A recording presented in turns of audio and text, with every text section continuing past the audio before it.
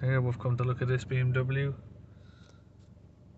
Customer said he's got a charging fault on the dashboard, and when he tries to drive it, it's saying overheating. Please switch off the car or drive slowly to your destination. We've also got a warning over here. Have the problem checked immediately. So we're going to have a look under the bonnet. See, the first place we're going to look at is the drive belt, and here, which is quite rare, it's covered with this mat. So we're going to take the engine cover off, and then we're going to get a tool to open these. You can do it with your nails, but I don't have much left. Here we've got this special tool which we can press on and remove these tabs.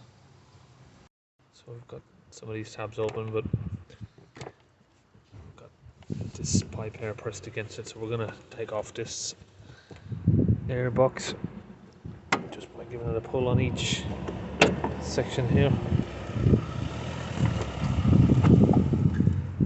Disconnect the airflow sensor.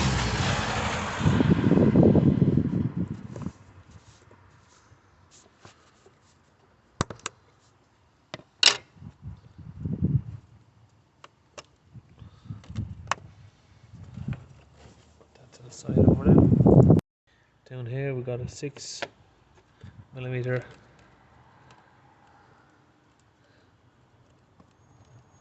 screw there. Get that in. Now we can disconnect this pipe and get this box out of the way, and we can get to the other end of that.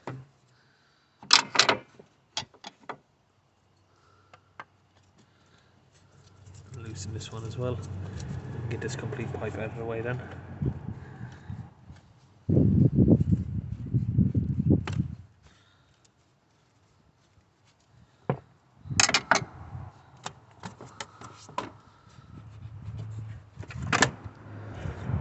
Just place that down there.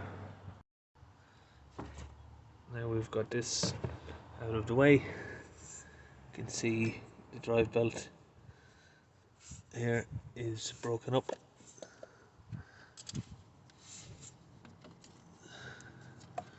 It's come off, so we're going to look at why it's broken and why it's come off. So I'm going to have a look at the pulleys. This one seems alright. And we're going to give this one a turn. They're turning. See if any of them seized. This one's turning. That one's turning. That one is turning.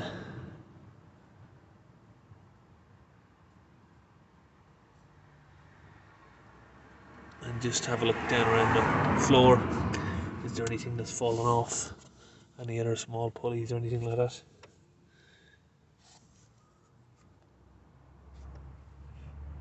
So in this case, because in this case we've no pulleys that are seized and the belt isn't completely sheared off, it's lost, a little bit of fraying on the edge. So we're going to put this belt back on and start the car and have a look at what's going on. Here we've got a 16mm, and we're going to get that here onto the tensioner, and we're going to move that up so the belt can be slipped on like that. Now we're going to start the car.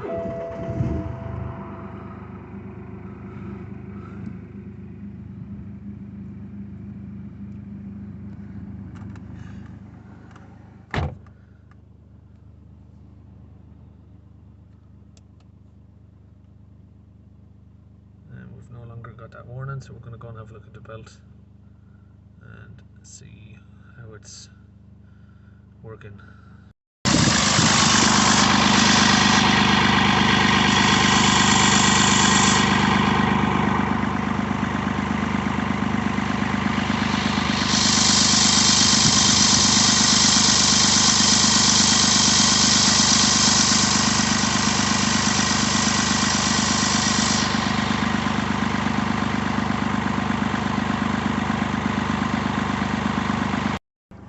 we're going to switch the car off and have a look at the tensioner and the belt.